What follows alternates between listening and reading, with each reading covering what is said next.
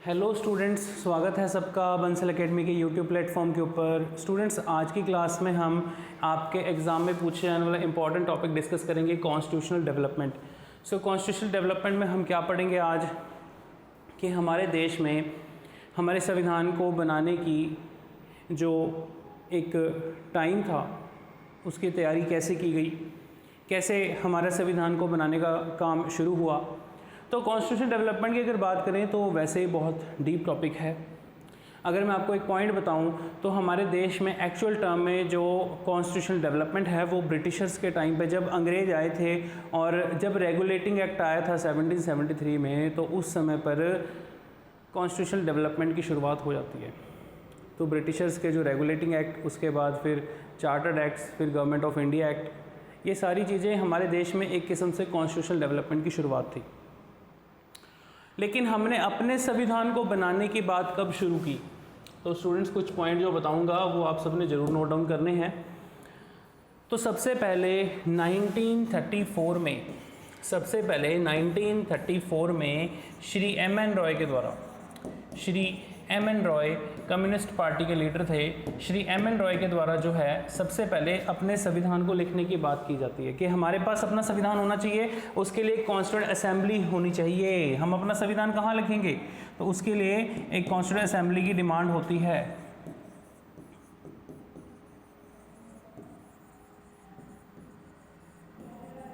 तो constituent assembly होगी तभी हम अपना संविधान लिख पाएंगे।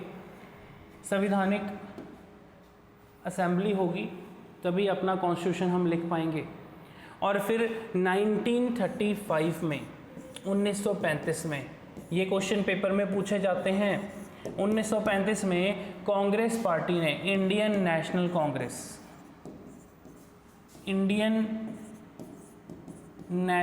कांग्रेस ने डिमांड की कि हमारे पास अपनी एक कॉन्स्टिट्यूएंट असेंबली होनी चाहिए। सो 1935 में, यहाँ पर आपको पता है जी, ये वो वाला ईयर है जब 1935 का एक्ट आया था, गवर्नमेंट ऑफ इंडिया एक्ट 1935। और उस समय पे कांग्रेस पार्टी ने डिमांड की थी कि हमारे पास अपनी संविधान को लिखने के लिए एक संविधानिक असेंबली होनी चाहिए। और फिर इसके बाद टाइम आता है 1938 में। तो स्टूडेंट्स, ये जो आपको ईयर्स बता रहा हूँ, ईयर्स यहाँ पर इम्पॉर्टेंट हैं। एक क्रोनोलॉजी के साथ आपको ये स्टोरी याद रहने वाली है और आपको यहाँ से क्वेश्चन पूछे जाते हैं। 1938 में जो हमारे देश के पहले प्राइम मिनिस्टर थे पंडित जवाहरलाल नेहरू, तो हमारे देश के पहले प्रधानमंत्री ने कहा था कि हमें अपना संविधान विदाउट एनी फॉरेन इंटरफेरेंस, बिना किसी फॉरेनर, कोई भी जो कंट्री है उस समय पे यूके आपको पता है जी, इंग्लैंड, ग्रेट ब्रिटेन हम पे रूल कर रहा था, तो विदाउट एनी इंटरफेरेंस हम अपना संविधान खुद बनाएंगे, हमें बिना किसी की हेल्प के अपना कॉन्स्टिट्यूशन बनाना है। तो यहीं से ही पॉइंट, कंसेप्ट निकल के आता है सॉवरेनिटी का। यहीं से ही जवाहरलाल नेहरू ने आइडिया दे दिया है कि हम अपना ऑब्जेक्टिव रेजोल्यूशन भी खुद लेके आएंगे। ऑब्जेक्टिव रेजोल्यूशन हमें किसी की सहायता से नहीं चाहिए। तो यहाँ पर 1935 में इंडियन नेशनल कांग्रेस डिमांड करती है और 1938 में जवाहरलाल नेहरू इस बात को कहते हैं। और 1940 जो इम्पोर्टेंट ईयर है, 1940 में अगस्त ऑफर। अब यहाँ पर ये पॉइंट जो है ये हिस्ट्री से भी जुड़ा हुआ है और ये आपका पॉलिटिकल साइंस से भी जुड़ा हुआ है। अगस्त ऑफर, स्टूडेंट्स, आपको एग्ज़ाम में क्वेश्चन पूछ लिया जाता है, कमेंट करके बताओ, ठीक है। अगस्त ऑफर जो है जब आया था उस समय हमारे देश में वाइस रॉय ऑफ इंडिया कौन था? और अगस्त ऑफर 1940 में आया था और ये रिजेक्ट कर दिया गया था। तो स्टूडेंट्स, उस समय पे लॉर्ड लिनलिथगो, अगस्त ऑफर क्या था? कमेंट करके बताओ। उस समय पे हमारे देश में वाइस रॉय लॉर्ड लिनलिथगो थे, ठीक है जी। और 1940 ये वो वाला टाइम पीरियड है जब सेकेंड वर्ल्ड वॉर चल रही थी, सेकेंड वर्ल्ड वॉर का टाइम पीरियड है। और इसीलिए अंग्रेज हमें ऑफ़र लेके आ रहे हैं, ऑफ़र पे ऑफ़र आएंगे अब, ठीक है। तो यहाँ पर 1940 में अगस्त ऑफ़र जो है ये ठुकरा दिया जाता है। अगस्त ऑफ़र क्या था, ठीक है, आपको पता होना चाहिए। और इस इंसिडेंट के बाद यहाँ पर हमें एक चीज़ क्लियर होगी कि अब हमें आज़ादी जल्दी मिलने वाली है। ठीक है, ये आपको मॉडर्न हिस्ट्री में भी ये टॉपिक डिटेल में पढ़ाऊंगा मैं, लेकिन अभी हम कॉन्स्टिट्यूशनल डेवलपमेंट पढ़ रहे हैं। ठीक है, तो उस हिसाब से पढ़ते हैं टॉपिक को। तो स्टूडेंट्स 1942 में सर स्टैफोर्ड क्रिप्स भारत आते हैं। सर स्टैफोर्ड क्रिप्स, और यहीं से ही इसी को ही क्रिप्स मिशन नाम दिया जाता है। क्रिप्स मिशन क्या था जी? सर स्टैफोर्ड क्रिप्स भारत आया था और इनके द्वारा हमें यहाँ पर एक क्रिप्स प्लान, क्रिप्स मिशन का पता चलता है। ये कहते हैं कि हम आपको आपका संविधान बनाने में हेल्प करेंगे, आपका कॉन्स्टिट्यूशन, आप एक फ्री इंडिया के नागरिक होगे, सब कुछ आपका होगा, डिफेंस आपकी होगी, हमारे कंट्रोल में कुछ नहीं होगा, लेकिन ईस्ट इंडिया कंपनीज इंडिया से नहीं जाएंगी। तो इसलिए यहाँ पर स्टैफोर्ड क्रिप्स का ये जो प्लान था, इसको महात्मा गांधी ने post dated cheque of crushing bank कहा था। कहते भी ऐसे झूठे वादे तो अंग्रेज पहले कितनी बार हमारे साथ कर चुके हैं। ठीक है, सो आई होप सबको क्लियर हो गया होगा पॉइंट। ठीक है जी, तो स्टूडेंट्स यहाँ पर जो इम्पॉर्टेंट पॉइंट है 1946, तो ये जो आपको टाइमलाइन बता रहा हूँ ना, इसके साथ साथ ये क्वेश्चन पूछ ले जाते हैं। लॉर्ड एटली, क्लेमेंट एटली, हाँ जी, इंग्लैंड के प्राइम मिनिस्टर का नाम, ये क्वेश्चन पूछ लिया जाता है। लॉर्ड एटली, क्लेमेंट एटली। तो अक्सर एग्ज़ाम में क्वेश्चन पूछा जाता है कि कैबिनेट मिशन प्लान किसने भेजा था, माउंट बैटन प्लान किसने भेजा था। 1946 वो ईयर है जब कैबिनेट मिशन प्लान आया था, और कैबिनेट मिशन प्लान में इंडिया की इंडिपेंडेंस को लेके यहाँ पर बात की गई थी, लेकिन ये प्लान रिजेक्ट हो गया था। ये प्लान रिजेक्ट हो गया था क्योंकि इसमें अलग से पाकिस्तान बनाने की बात नहीं थी। और कैबिनेट प्लान जो है ये रिजेक्ट तो हो गया था, लेकिन इसमें एक अच्छी चीज़ हुई थी जी, इसमें हमारे संविधान को बनाने का काम भी शुरू हो चुका था। इसी में ही हमारे कॉन्स्टिट्यूशन को बनाने के, हमारे अपने संविधान को बनाने का काम भी इस कैबिनेट मिशन प्लान के टाइम पे शुरू कर दिया गया था। तो आई होप आपको ये वाला पॉइंट क्लियर हो गया होगा। ठीक है जी, कैबिनेट मिशन प्लान। हाँ जी, सो आगे ध्यान से सुनो जी। नेक्स्ट पॉइंट स्टूडेंट सारे जने नोट करेंगे, कॉन्स्टिट्यूशन असेंबली।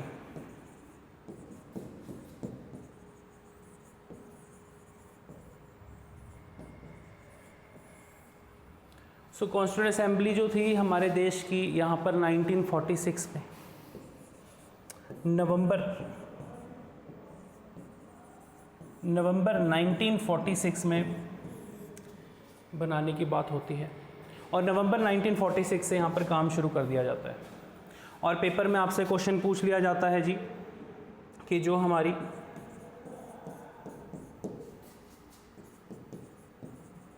कॉन्स्टिट्यूएंट असेंबली है, अक्सर ऐसे क्वेश्चन पूछ लिए जाते हैं कि संविधान को बनाने का काम कब शुरू हुआ। और कॉन्स्टिट्यूएंट असेंबली जो थी, यहाँ पर कॉन्स्टिट्यूएंट असेंबली कब बनाई गई? नवंबर 1946। तो ये क्वेश्चन आपसे पेपर में पूछ लिया जाता है। ठीक है जी, ये चीज़ें आपको क्लियर होनी चाहिए। सो नेक्स्ट आगे ध्यान समझें। अब जब संविधान बनाने का काम शुरू करना था, तो आपको क्वेश्चन पूछा जाएगा इसका बायकॉट किसने किया। तो मुस्लिम लीग ने इसका बायकॉट किया। मुस्लिम लीग स्टार्टिंग से ही, ठीक है, ये पॉइंट हिस्ट्री का भी है, आपको मॉडर्न हिस्ट्री पूछा जाता है, शुरू से ही एक सेपरेट नेशन की डिमांड में था, अलग से एक कंट्री डिमांड में था। तो मुस्लिम लीग ने यहाँ पर, ठीक है जी, बायकॉट किया इस चीज़ को। और यहाँ पर एक पॉइंट नोट कर लो जी, जून प्लान। आपसे क्वेश्चन पूछ लिया जाता है 3 जून को जून प्लान आया था, 3 जून 1947। एग्ज़ाम में एज इट इज़ क्वेश्चन पूछे जाते हैं, जून प्लान क्या था? 3 जून को ये जून प्लान आया था, जिसमें कि लॉर्ड माउंटबेटन, किसके द्वारा?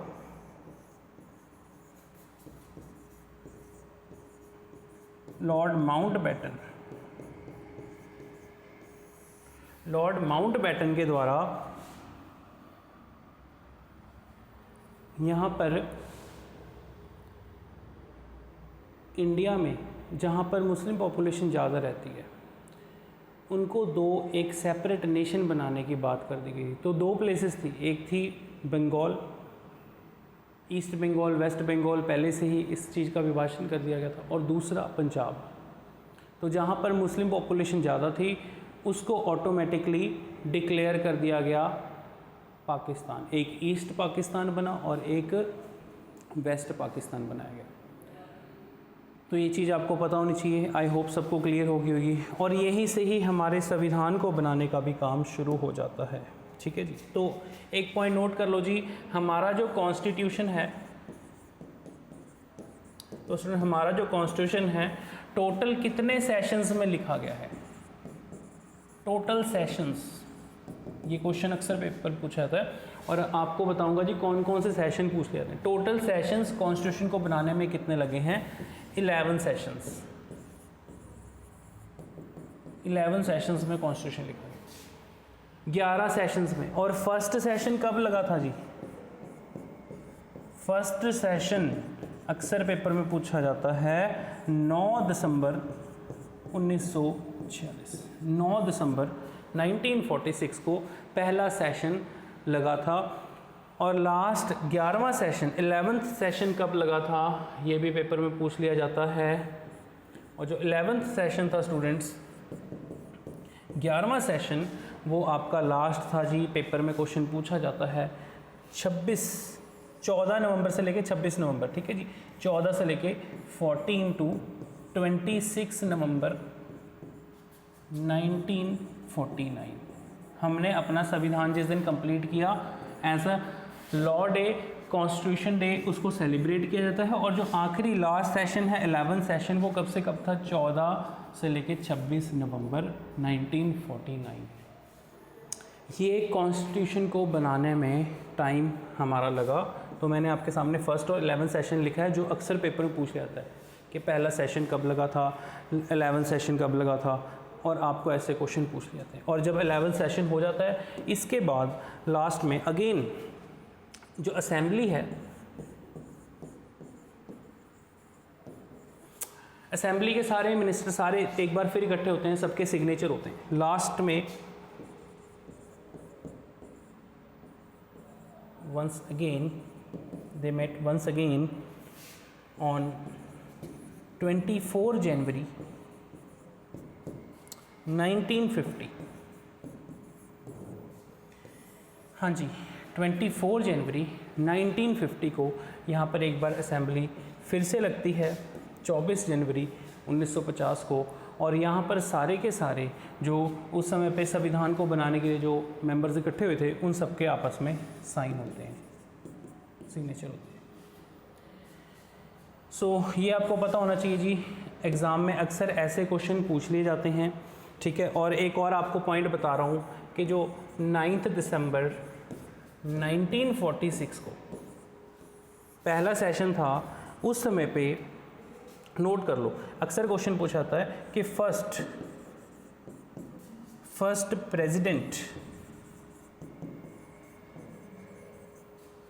प्रेसिडेंट उस समय पे असेंबली के कौन थे?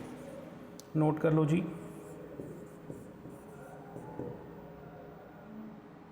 सच्चिदानंद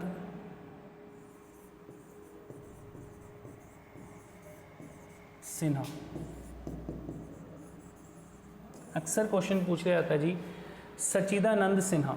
तो सच्चिदानंद सिन्हा जो थे जी, ये फर्स्ट टेम्परेरी, ठीक है जी,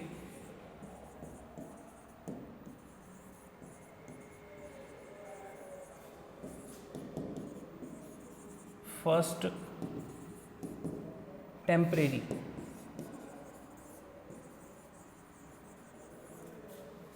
प्रेसिडेंट थे। फर्स्ट टेम्परेरी प्रेसिडेंट थे सच्चिदानंद सिन्हा हमारी कॉन्स्टिट्यूएंट असेंबली के। फर्स्ट टेम्परेरी प्रेसिडेंट थे सच्चिदानंद सिन्हा हमारी कॉन्स्टिट्यूएंट असेंबली के। और फिर इसके बाद सच्चिदानंद सिन्हा के बाद परमानेंट, फर्स्ट परमानेंट, नोट कर लो जी, फर्स्ट प्रेसिडेंट जो परमानेंट थे, doctor Rajendra Prasad.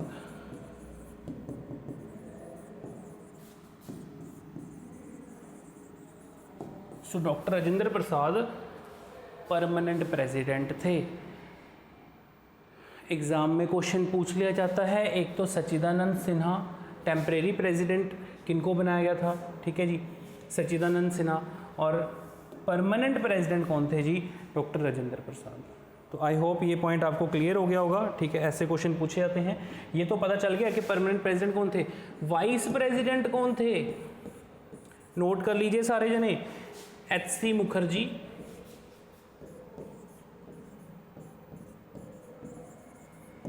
एच.सी. Mukherjee and V.T. Krishnamachari.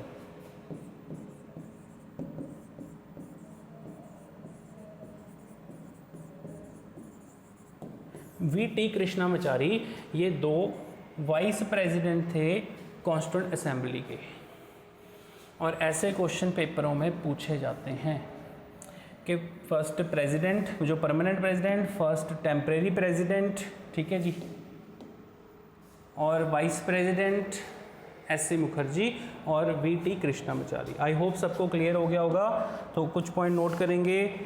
Important ऐतिहासिक दिन 13 दिसंबर 1946। हाँ जी, Jawaharlal Nehru moved objective resolution,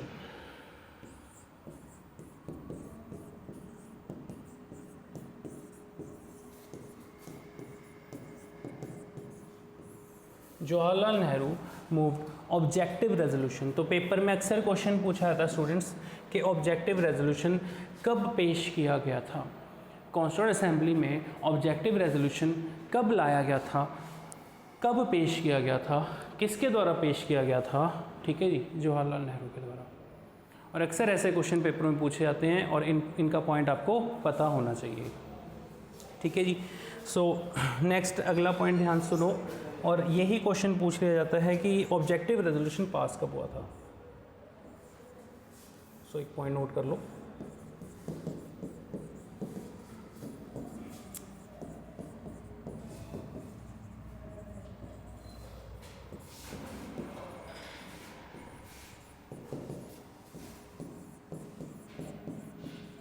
objective resolution pass in assembly, ये क्वेश्चन दोनों पूछे जाते हैं।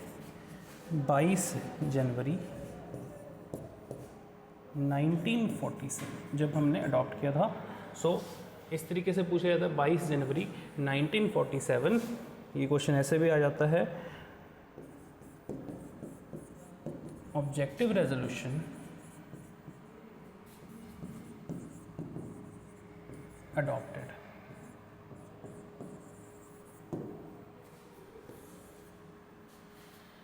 सो अक्सर ये क्वेश्चन पेपर में पूछे जाते हैं, आपको पता होना चाहिए, ठीक है जी। हाँ जी, नेक्स्ट आगे ध्यान सुनेंगे। सो जब हमारा जो संविधान बनने का काम शुरू हुआ तो बड़ा बेसिक क्वेश्चन है, पेपरों में अक्सर क्वेश्चन पूछा जाता है कि कॉन्स्टिट्यूशन बनने में कितना समय लगा। 2 साल 11 महीने 18 दिन। 2 साल 11 महीने 18 दिन संविधान को बनने में समय लगा। और अक्सर ये क्वेश्चन पेपरों में बहुत बार रिपीट होता है, बहुत बार। और फिर जो लास्ट सेशन था 11th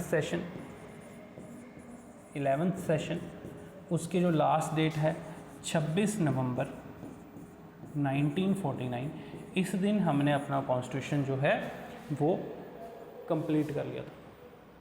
लेकिन केम इनटू फोर्स, हाँ जी, हमने अपना संविधान लागू कब किया? 26 जनवरी 1950। तो स्टूडेंट्स इसके पीछे स्टोरी क्या है? 26 जनवरी 1950 को, ठीक है, हम अपना रिपब्लिक डे सेलिब्रेट करते हैं, रिपब्लिक डे। इसके पीछे स्टोरी क्या है? एक्चुअल टर्म में 26 जनवरी 1950 को हमने अपना संविधान लागू क्यों किया, इस दिन क्यों अडॉप्ट किया हमने, उसके पीछे स्टोरी क्या है, उसके पीछे 26 जनवरी 1930 1930। सो जब लाहौर सेशन था 1929 का लास्ट दिसंबर में, हमेशा जो कांग्रेस के सेशन होते थे वो 25 और 26 दिसंबर के महीने में स्टार्ट होते थे, हमेशा 25 और 26 दिसंबर, ब्रिटिशर्स को उस टाइम पे छुट्टियां जाती हैं। उस दौरान यहाँ पर कांग्रेस का लाहौर सेशन जब चलता है तो कांग्रेस यहाँ पर 26 जनवरी 1930 को अपना स्वराज डे सेलिब्रेट करती है। स्वराज डे, स्वराज दिवस। तो स्वराज डे जो था जी वो था कंप्लीट इंडिपेंडेंस डे। तो इंडिपेंडेंस तो हमको कांग्रेस ने सोच लिया कि भी जब भी फ्यूचर में मिलेगी वो 26 जनवरी को मिलेगी, हम अंग्रेज़ों से इस दिन आज़ादी लेंगे। लेकिन हमें क्या पता था कि फ्यूचर में आज़ादी कब मिलने वाली है, तो इसलिए फिर जब मौका मिलता है तो हमने 26 जनवरी को ही अपना संविधान लागू किया। उस दिन हम प्रॉपर एक रिपब्लिक कंट्री बनते हैं। और ऑब्जेक्टिव रेजोल्यूशन में ये पॉइंट मेंशन थे, सॉवरेन, रिपब्लिक, डेमोक्रेटिक। और ये क्वेश्चन पूछा जाता है कि हमारा जो प्रेम्बल, मतलब कि ऑब्जेक्टिव रेजोल्यूशन ही प्रेम्बल था, प्रेम्बल हमने कहाँ से अडॉप्ट किया है, यूएसए मॉडल। और प्रेम्बल में उस समय पे जो इंपॉर्टेंट वर्ड थे, सॉवरेन, रिपब्लिक, डेमोक्रेटिक। तो यहाँ पर उस समय पे हमारे संविधान में 2 शब्द नहीं थे जो बाद में ऐड किए। सो रिपब्लिक का मतलब क्या होता है, आपको अक्सर क्वेश्चन पूछा जाता है, what is the meaning of Republic, what is democratic, what is sovereign. Sovereignty क्या होती है, अक्सर पेपरों में क्वेश्चन पूछा जाता है। तो स्टूडेंट्स, रिपब्लिक का मतलब क्या होता है, रिपब्लिक एक ऐसा कंट्री जिसको कोई भी किंग या क्वीन नहीं रूल करेगा। Republic means head of the state is elected. Exam में क्वेश्चन पूछे जाते हैं, head of the state is elected, not nominated. So हमारी कंट्री में जो head of the state president elected ही हैं, हमारे द्वारा जो रिप्रेजेंटेटिव चुने गए हैं वो इलेक्ट करते हैं। और कई कंट्रीज़ में head of the state direct वहाँ के सिटीजन इलेक्ट करते हैं, जैसे यूएसए है। सो उसका मतलब होता है आपका रिपब्लिक। और सॉवरेन, सॉवरेनिटी मीन्स कोई एक्सटर्नल कंट्री हमारे ऊपर रूल नहीं कर रहा। सॉवरेनिटी मीन्स कि हम किसी दूसरी एक्सटर्नल कंट्री की मदद से नहीं चल रहे, हमारी कंट्री की इकॉनमी को कोई दूसरा देश नहीं चला रहा। तो ये ऐसे टॉपिक हैं जो एग्ज़ाम में आपको पूछे जाते हैं और ये आपको क्लास में डिटेल में करवाए जाते हैं। ठीक है, ये चीज़ें आपको पता होनी चाहिए। ठीक है, और मोस्ट इम्पॉर्टेंट आपसे क्वेश्चन पूछा जाता है डेमोक्रेटिक। डेमोक्रेसी का मतलब पता ही नहीं चलता लोगों को, what is the meaning of democratic, what is democracy. So democracy क्या होती है, डेमोक्रेटिक कंट्री जहाँ पर आपको बोलने का अधिकार है। डेमोक्रेसी सिर्फ वही नहीं होता कि हम वोट डाल सकते हैं, ठीक है, voting right that is a different thing. Voting right है, यूनिवर्सल एडल्ट फ्रेंचाइज है, मेल फीमेल ट्रांसजेंडर सबको बराबर अधिकार है, डेमोक्रेसी है।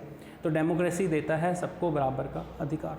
आपको अधिकार है, आप सड़क पर धरना दे सकते हो इंडिया में, डेमोक्रेसी है इसलिए। अगर डेमोक्रेसी नहीं होती फिर नहीं दे सकते। तो आई होप आपको ये पॉइंट समझ में आ गया होगा। तो स्टूडेंट्स, इस प्रकार के क्वेश्चन आपको एग्ज़ाम में पूछे जाते हैं। मैं आपको कुछ क्वेश्चंस भी दिखाता हूँ जो पेपरों में आपको क्वेश्चन पूछे जाते हैं। तो जैसे कि आप देख रहे हैं, who among the following headed the advisory committee on fundamental right. हाँ जी, एग्जाम में क्वेश्चन पूछे गए क्वेश्चन है एडवाइजरी कमेटी फंडामेंटल राइट्स को लेकर। जो एडवाइजरी कमेटी थी और जो माइनॉरिटीज़ और tribal and external excluded areas के लिए जो कमेटी बनाई गई थी उसके हेड कौन थे, वल्लभ भाई पटेल। वल्लभ भाई पटेल। आपको क्वेश्चन आ जाएगा स्टेर्लिंग कमेटी के हेड कौन थे, यूनियन पावर कमेटी के हेड कौन थे। तो ये क्वेश्चन पेपरों में पूछे जाते हैं। आपके सामने क्वेश्चन है, who among the following was the chairperson of the provincial constitutional committee. Province मतलब यहाँ पर स्टेट। प्रोविंशियल कॉन्स्टिट्यूशनल कमेटी के कॉन्स्टिट्यूंट असेंबली में हेड कौन थे? आंसर इज वल्लभ भाई पटेल, देश के पहले डिप्टी प्राइम मिनिस्टर। एग्जाम में क्वेश्चन पूछा गया कि अब तक हमारे कुल कितने डिप्टी प्राइम मिनिस्टर हुए हैं।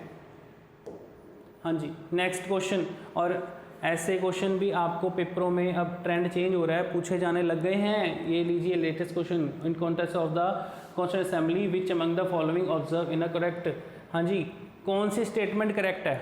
तो ये तभी पॉसिबल है जब आप अच्छे तरीके से पढ़ोगे चीज़ों को। So member of the constituent assembly were elected directly. क्या उस समय पे डायरेक्टली इलेक्टेड थे क्या मेंबर्स? नहीं। सो आपको पता होना चाहिए on the basis of seat allocated by was population. So based on the seat allocation was on the basis of population. Composition of constituent assembly was रफली in a line with the suggestion of the cabinet mission plan. Understand 1, 2 and 3। तो अक्सर ऐसे question paper में पूछे जाते हैं और यहाँ पर बहुत सारे बच्चे अपना आंसर ये टिक करते हैं 1, 2, 3 ऑल नो। आपको ये चीज़ें पता होनी चाहिए। हाँ जी, नेक्स्ट आगे देखो जी, अगला question, which of the among following statement true regarding the composition of the constituent assembly. Total strength of the constituent assembly was. हाँ जी, कुल स्ट्रेंथ कॉन्स्टिट्यूंट असेंबली की कितनी थी? 389। और ऐसे डाटाबेस क्वेश्चन पेपरों में पूछे जाते हैं, आपसे फिगर्स पूछ लेते हैं, डाटा पूछ लेते हैं इस तरीके के क्वेश्चंस का। लो जी, constituent assembly was frame by the constituent assembly. हाँ जी, कॉन्स्टिट्यूशन नोट कर लो जी यहाँ पर एक point. The Constitution of the India was framed by the constituent Assembly under सी option Cabinet mission Plan 1946। Idea of the Constitution Assembly was put forward for the first time by A option Shri M.N. Roy. Mark कर लो जी। यहाँ पर class में, next class में मैं आपको detail में करवाऊँगा कि एडवाइजरी मेंबर कौन थे। एग्ज़ाम में क्वेश्चन पूछा जाता है। B.N. राव कौन थे? B.N. Rao retired civil servant जिन्होंने 60 देशों का संविधान पढ़ दिया था। ठीक है, B.N. राव कौन थे? और जो ड्राफ्टिंग कमेटी थी उसके अदर मेंबर्स कौन थे? टोटल कितने मेंबर्स थे? ऐसे क्वेश्चन भी पूछे जाते हैं पेपरों में। The members of the constituent assembly were, लो जी, elected by the legislature of the various provinces and nominated by the rulers of the princely state। तो उस समय पे जो ब्रिटिशर्स के अंडर जो प्रोविंस मतलब स्टेट, जो स्टेट थी उनके द्वारा और उन लेजिस्लेटिव असेंबलीज से चुन के आए थे, इलेक्टेड बाय दोज असेंबलीज। और जो हमारे देश में प्रिंसली स्टेट्स थी उनके रिप्रेजेंटेटिव, उनके द्वारा नॉमिनेटेड मेंबर्स जो थे वो यहाँ पर मेंबर्स थे। इसीलिए कई बार अगर क्रिटिसाइज़ भी किया था कि भाई जो संविधान है वो सिर्फ कुछ ही लोगों ने बनाया, ठीक है, सब डायरेक्ट डेमोक्रेसी नहीं है, ऐसे कहते हैं। सो नेक्स्ट क्वेश्चन है जी, हाउ मैनी सीट्स। ये क्वेश्चन एग्जाम में रिपीटेड है जी, बहुत बार एग्जाम में पूछा गया, बहुत एग्जाम रिपीटेड क्वेश्चन है। How many seats were allotted to British India and the princely states. तो प्रिंसली स्टेट्स और British India, so British India से 296 सीट्स थी, मार्क कर लो, और प्रिंसली स्टेट से 93 सीट्स थी। और ये क्वेश्चन एग्ज़ाम में पूछा जाता है, बार बार रिपीटेड क्वेश्चन है। और टोटल आपकी ये क्वेश्चन पूछे थे 389 सीट्स थी। ठीक है जी। हाँ जी, next question, as a result of the partition a separate constitution assembly was set up for Pakistan and representative of some provinces ceased to be member of the assembly, hence the total membership of the assembly was reduced to 299। तो बार बार कह रहा हूँ कि ऐसे database आपसे question पूछ लिया जाता है, नंबर फिगर बेस क्वेश्चन पूछ लेते हैं पेपरों में, ठीक है, जरूर मार्क कर लो। 299 सीट्स, सी ऑप्शन मार्क कर लो, ठीक है जी। सो आई होप स्टूडेंट्स आपको सारे क्वेश्चन क्लियर हो गए होंगे, ठीक है जी। और प्लस ऐसे ही आपको वीडियो लेक्चर्स आगे मिलते रहेंगे। चैनल को सब्सक्राइब करें, वीडियो अच्छी लगी वीडियो लाइक करें। Thank you.